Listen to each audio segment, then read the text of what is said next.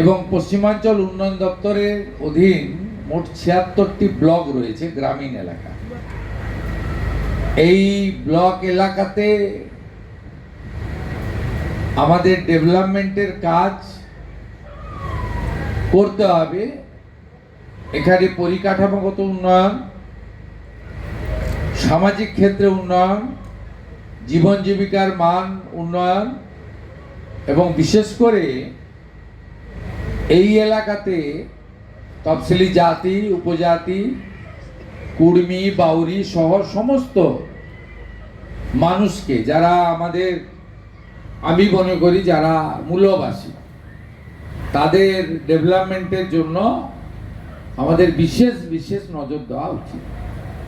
2019 সালে ঝাড়গ্রাম, আসানসোল,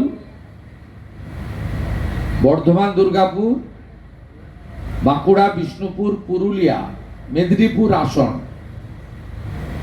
ভারতীয় জনতা পার্টি জেতার পরে প্রাক্তন মুখ্যমন্ত্রীর রাগ এসে পড়ে এখানকার মানুষের উপরে।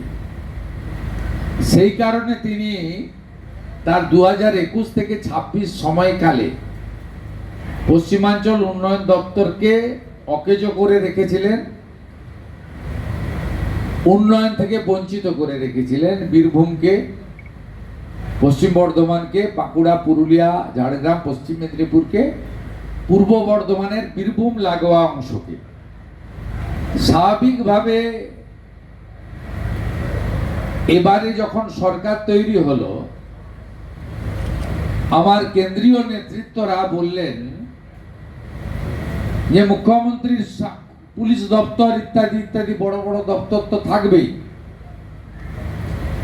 কিন্তু এই দুটো জায়গার উন্নয়নের দায়িত্বটা মুখ্যমন্ত্রীকে নিতে হবে। একটা হচ্ছে সুন্দরবন আর একটা হচ্ছে পশ্চিমাঞ্চল। তাই আমার যে কটা দপ্তর, আমি যে কটা দপ্তরের মন্ত্রী, তার মধ্যে পশ্চিমাঞ্চল উন্নয়ন দপ্তরও পড়ে। আমি আজকে এই এলাকার সম্মানীয়া বিধায়কবৃন্দ, আমার সমস্ত সহকর্মী মন্ত্রীবৃন্দ, এই এলাকা থেকে যারা ক্যাবিনেটে আছেন, এমআইসি, এমওএস,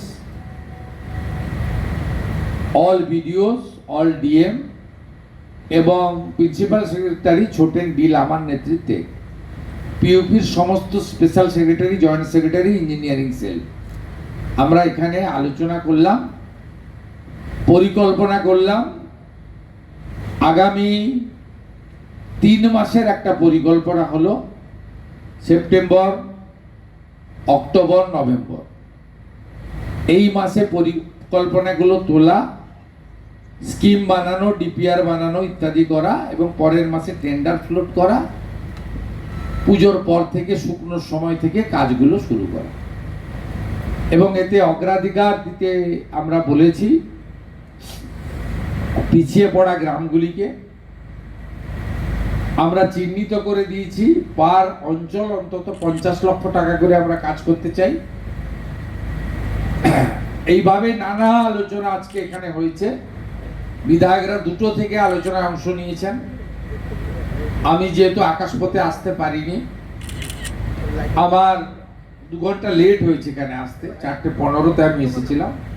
আমিও এনাদের সঙ্গে কিছুটা বক্তব্য, কিছুটা ইন্টারেকশন, কিছুটা ইন্টারভেনশন, কিছুটা পাওয়ার পয়েন্ট প্রেজেন্টেশনের মাধ্যমে আলোচনা করে আমরা একটা রোডম্যাপ বানিয়েছি। শুনলে ক্রোধান্বিত হবেন, বিগত দিনে যিনি মুখ্যমন্ত্রী ছিলেন প্রাক্তন, তিনি গত অর্থবর্ষে মাত্র 20 কোটি টাকা বরাদ্দ করেছিলেন, 6 কোটি টাকার কাজ হয়েছে। আমি পূর্ণাঙ্গ বাজেট আমাদের হয়নি, কারণ 4 মাসের বাজেট ভোট অন অ্যাকাউন্ট হয়েছিল। 8 মাসে এই এলাকায় আমরা 1610 কোটি টাকা বরাদ্দ করেছি, যার মধ্যে 10 কোটি টাকা ইঞ্জিনিয়ার এবং কর্মচারীদের বেতনের জন্য, অর্থাৎ নন প্ল্যান, 1600 কোটি টাকা প্ল্যান হেডে।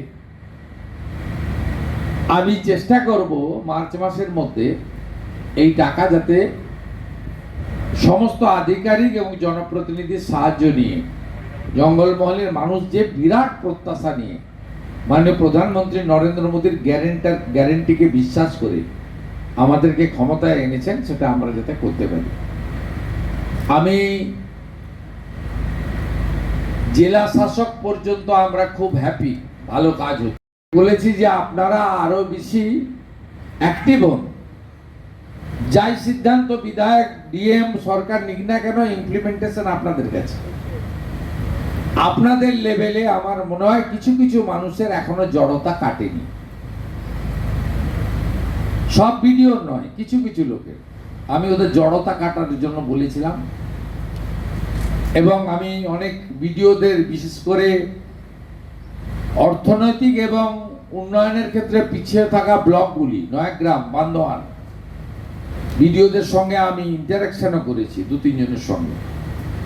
আমি তাদেরকে বলেছি যে পিইউপির কাজ করতে হবে, টাকা খরচ করতে হবে, আর 6টা প্রজেক্ট, ফ্ল্যাগশিপ প্রজেক্ট, তার সঙ্গে প্রধানমন্ত্রী সূর্য ঘর,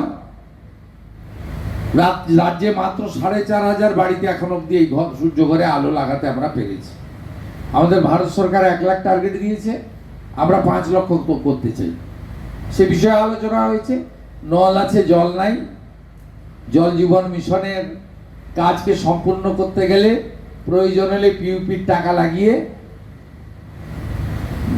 নল আর জলের মধ্যে যে মাঝখানে যে চুরিটা হয়ে গেছে, চুরি তো হয়ে গেছে, তার জন্য অন্য ব্যবস্থা আছে, কিন্তু জলটা যাতে মানুষ পায় তার ব্যবস্থা নেওয়ার জন্য আমরা সব দিক থেকে একটা বহুমুখী এখানে উন্নয়নের কথা বলে গেলাম। কে রাজনীতি মুক্তকরণ করে দূষণ নারিয়ালাকে চেয়ারম্যান করার মধ্য দিয়ে কি বার্তা আমরা দিয়েছি? তাদেরকে অটোনমি দেওয়া হয়েছে। পিএসসি, এসএসসি, তারা যা প্রেস কনফারেন্স করেছেন, এটা গভর্নমেন্টের কাজ। আমাদের কি কাজ? রিক্রুটমেন্টে আমাদের 3টে কাজ। একটা হচ্ছে ক্যাবিনেটে সিদ্ধান্ত নেওয়া, জব ক্রিয়েশন, অনুমোদন দেওয়া ক্যাবিনেট থেকে, আর অর্থ দপ্তরের মঞ্জুরি। এই 3টে কাজ ছাড়া আমাদের আর কোনো কাজ নেই। আমার আরেকটা ইচ্ছা আছে, আমি এসএসসি, পিএসসি, পুলিশ রিক্রুটমেন্ট বোর্ডকে বলেছি, সব প্রসেস শেষ হয়ে যাওয়ার পরে আমাকে এবং মন্ত্রী বিধায়কদের ডাকবেন, আমরা একটু এমপ্লয়মেন্ট লেটারগুলো তুলে দিতে চাই আপনাদের সামনে। এর থেকে বেশি কিছু আমাদের চাওয়া নেই। আপনারা দেখবেন কিভাবে স্বচ্ছতার ভিত্তিতে নিয়োগ হয়। এখানে সব প্রাইমারি স্কুলে দেখবেন সিপিএম তার ক্যাডার ঢুকিয়েছে, সিপিএম এর আমলে সিপিএম ঢুকিয়েছে ক্যাডার, আর তৃণমূল বিক্রি করেছে চাকরি। আর ভারতীয় জনতা পার্টি দুটোর কোনোটাই করবে না। স্বচ্ছতার ভিত্তিতে, মেধার ভিত্তিতে নিয়োগ করবে, এবং বাংলার মানুষ, বাংলার বেকার যুবক যুবতী দেখবে, এবং সঠিক সময় তাদের প্রশংসা আমরা পাবো। 3 মাসের সরকারের কাছ থেকে এর থেকে বেশি কিছু আপনি শুনতে পারবেন না। আমাদের জমি দিয়ে দিয়েছি, ওবিসির অবৈধ তালিকা বাতিল করে দিয়েছি, ইমাম মুয়াজ্জেম ভাতা বন্ধ করেছি, গোমাতার সম্মান রক্ষা করেছি। মহরম হয়েছে কিন্তু তরোয়াল বের করতে দিইনি। কিছুদিনের মধ্যে ইউসিসি আসবে, এক দেশ এক প্রধান, এক রাজ্য এক মুখ্যমন্ত্রী এক আইন, UCC, we all are equal. তারপরে আর 2টো কাজ আমার বাকি করতে হবে, ধর্ম পরিবর্তন আর জমি কেনা বেচার ক্ষেত্রে আইন আনা। এই কাজও আমি করছি, ট্রাস্ট মি।